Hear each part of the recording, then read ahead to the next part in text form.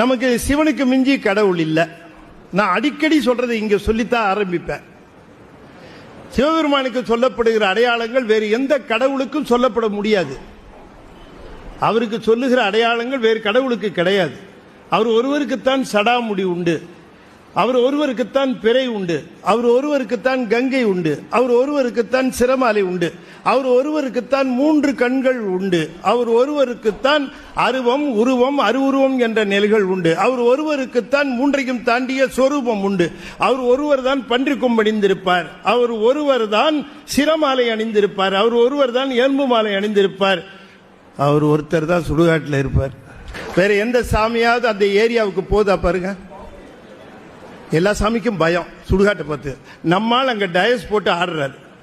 கோயில் சுடுகாடு கொல்புலித்தோல் நல்லாடையினார் மணிவாசகர். ஒரு இளைஞர் என்ன கேட்டார், ஐயா சிவபெருமான் இருக்கிற இடம் கோயில் நீங்களே சுடுகாடு நீங்களே, நாங்க எங்க போய் பார்க்கறதுன்னா. கேள்வி புரியுதா உங்களுக்கு? இந்த கேள்வியெல்லாம் வக்கனையா கேட்பான். நான் சொன்னேன், அப்பா ஒரு கோயில் இருக்கிறார், நீ கோயிலே போய் பாரு. ஆனா எல்லா பயிலும் கோயிலுக்கு வருவான்னு சொல்ல மாட்டேங்கிறான். இவன் கோயிலுக்கு தான் வரமாட்டேன்னு சொல்ல முடியுமே தவிர I will meet that fellow there பயில அங்க வச்சு பாத்துக்கிறேங்கிறாரு. இப்ப சுடுகாட்டுக்கு போக மாட்டேன்னு சொல்ல. Download ShareChat.